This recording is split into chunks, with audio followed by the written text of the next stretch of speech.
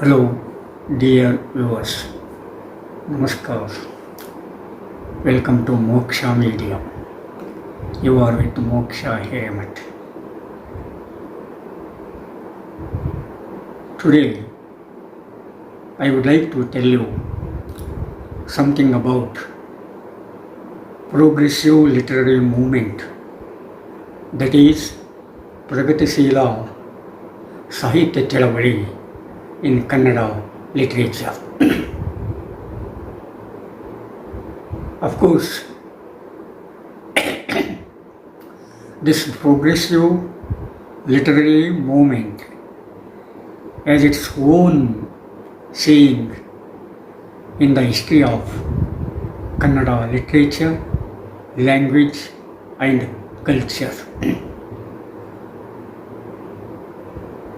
It gave a new shape to the understanding of the society, and it tried to change the face of the society in a different way.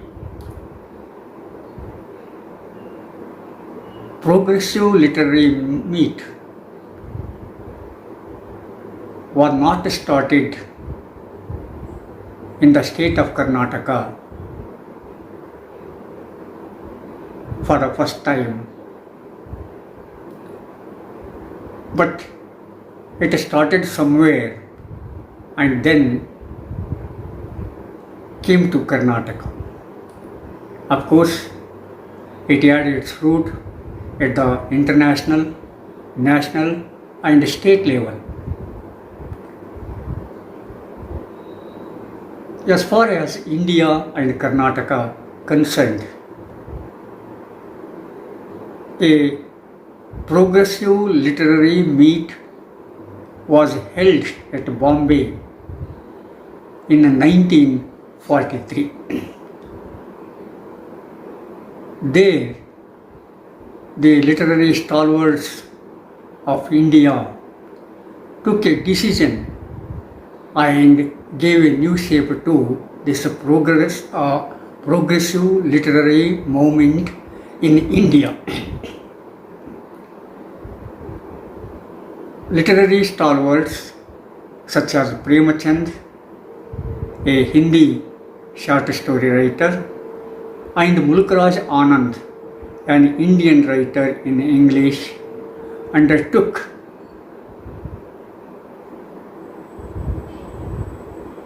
in their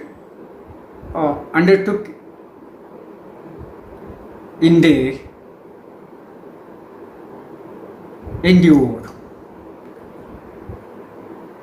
And at the state level, Anna Krishnaraya, that is Anna Kru, and Niranjana, that is Kulukunda Shivaraya, took the leadership and started this progressive literary movement in Karnataka. Of course, when its meet was held at Bombay in 1943, it had declared its goals, objectives and plans regarding the nature of Indian society and approach to the ideas of Indian society and etc. It was just like a manifesto at that time. Of course, these writers in India had the influence of Maxim Gorky, a Russian novelist, and Emile Zola, a French one, Bernard Shaw, Bertrand Russell, and Ibsen, etc. etc. These literary stalwarts opposed the dictum of Victorian era in their own way, and that is what they spread it to other countries also. The progressive movement at the international level took and carried a movement against imperialism and against English dominance in European literature. At that time, world thought that England meant Europe and Europe meant England. These literary stalwarts opposed it, and they brought together the European literary stalwarts opposing the English hegemony at the international level. They were against imperialism. They were against social anarchy and etc. etc. Anyhow, these international literary stalwarts had their own influence on Indian writers in their own way. The aims, objectives, and goals were kept at Bombay Literary Meet held in 1943, and in that manifesto they declared that they were against imperialism and their thoughts based on classless and costless society. They wanted to bring into practice that a classless society and costless society, they based upon the class struggle, and they leaned towards communism at that time. Of course, this force combined with the force of scientific socialism, communism, rational and radical thinkers, etc., etc. That is why it was a combined effort, but dominated by communist-oriented literary stalwarts. And they stood for working class and weaker sections of the society. They wanted to bring a change in the socio-economic and cultural sections of the society. So, the same thing happened in Karnataka under the leadership of Anna Crew and Niranjana.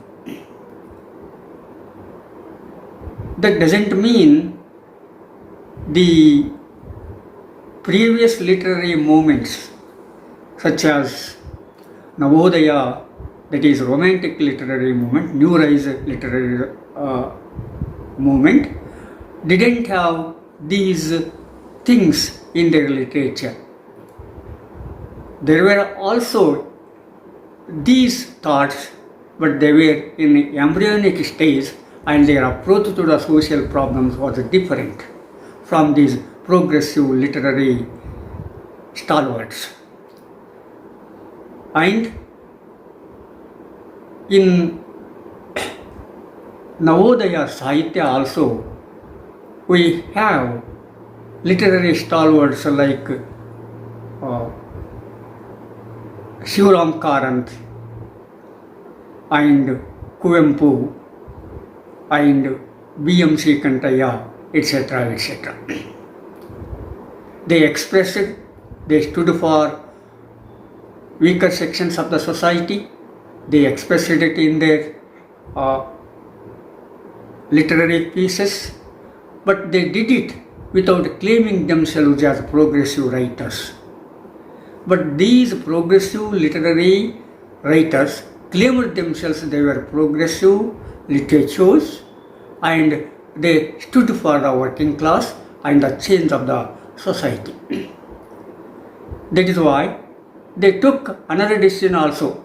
In their literary writings, they should express the feelings, thoughts, and changes of this weaker section, and they should voice the problems and fate of this weaker section and oppressor castes and classes.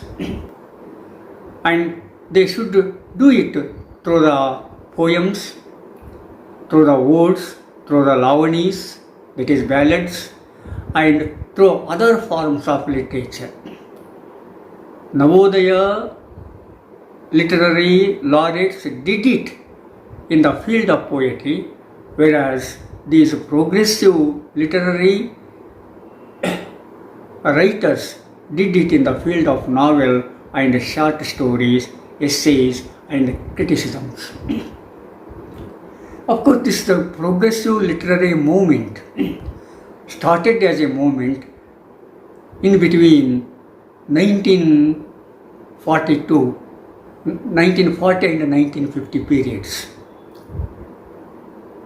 Even though it started as a movement, it did not sustain that movement, it did not sustain that spirit. After some time, the progressive literary movement was divided into two groups, and one went to Navodaya literary stream and another merged with Navya literary stream. Literary stalwarts such as Anna Crew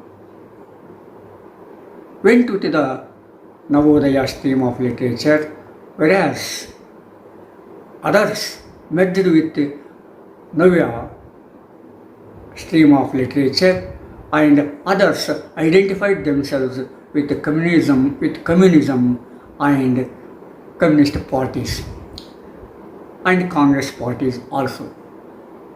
For example, Basraj Kattimani identified himself with Congress party at that time. Niranjan identified himself with Communist Party of India at that time.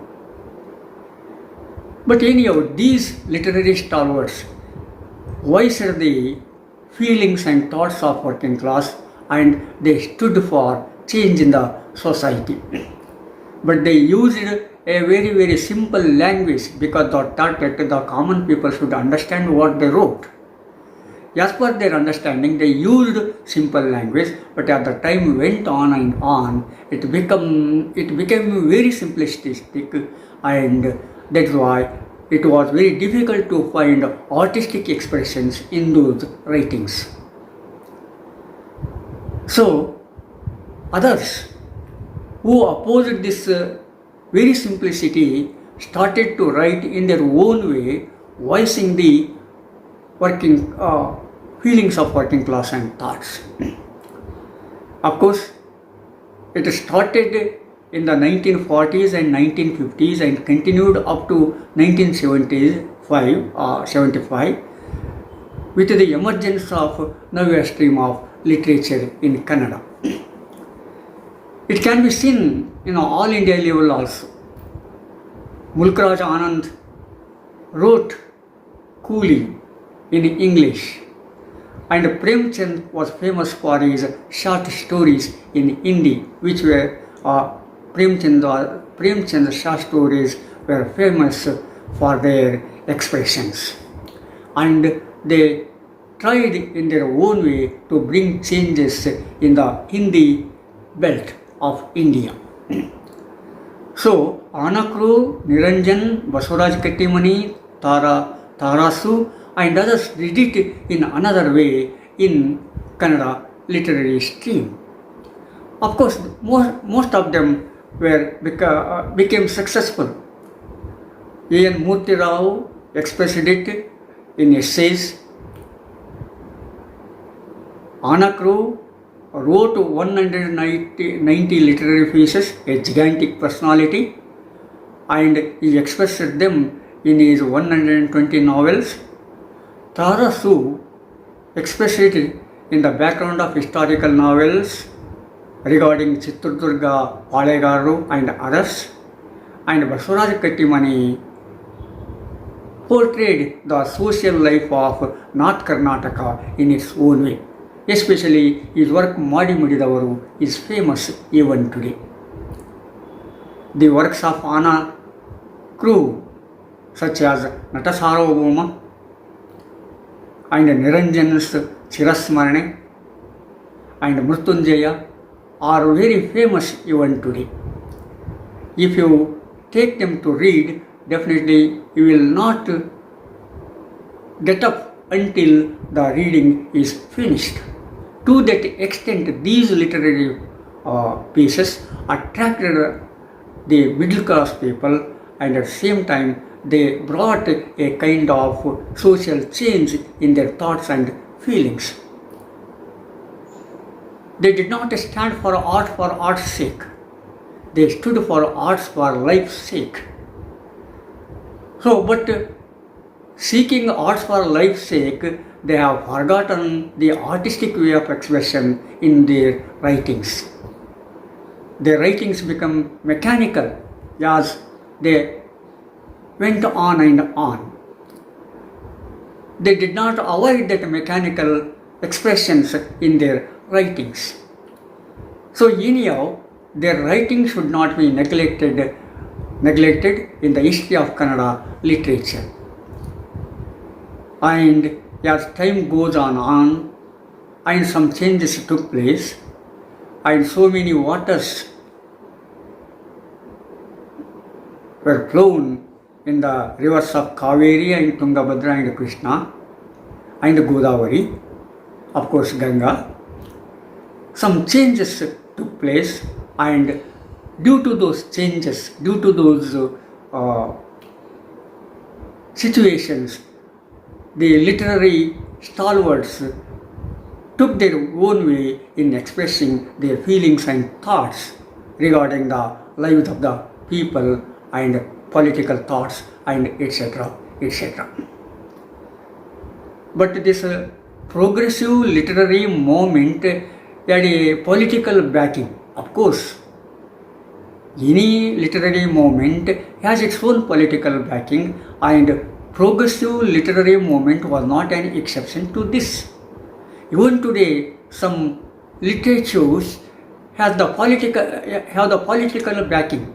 If they don't have political backing, automatically they will lose their existence in the society, they will lose their existence in the field of literature. But to what extent they were committed, to what extent they are committed to their sayings and writings and actions in the life is very important for us. Political commitment is not a crime, but if you don't lead the life of simplicity with high thoughts and simple style of life, that is minimalist life, automatically our thoughts, political thoughts would become useless. So, in such a way, of course, we have to appreciate such persons who have literary and artistic pieces of writings. So, in this way, this progressive literary movement had its own contribution to the history of Kannada literature, language, and culture.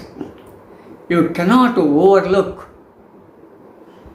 the progressive literary movement in the history of Kannada literature. You cannot go ahead without mentioning this stream of progressive literary movement. Of course, as the time went on and on, that progressive movement might have lost its shining, but that doesn't mean it is disappeared completely from the scene. Often and often it comes to the front in different forms, in different ways, under different titles and groups and political backings. But anyhow, the change in the society, the type of change in the society becomes very important nowadays. Change doesn't mean an obscene change which we have nowadays.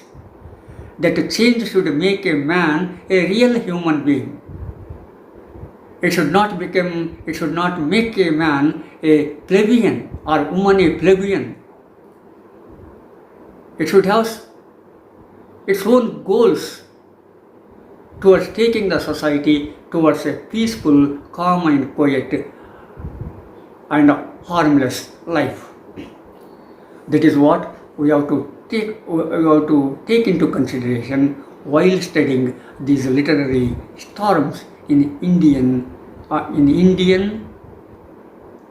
literature in general and Kannada literature in particular. So it is better to look at this progressive literary movement from this background, and then only we can do a justice to this progressive literary movement. Otherwise, it has its own effects. So in the short span of period, I have tried to cover some of the points.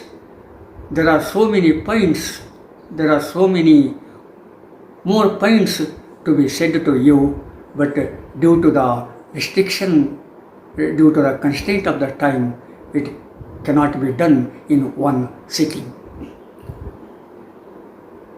Subscribe and share. See you in the next episode. Namaskar. Thank you.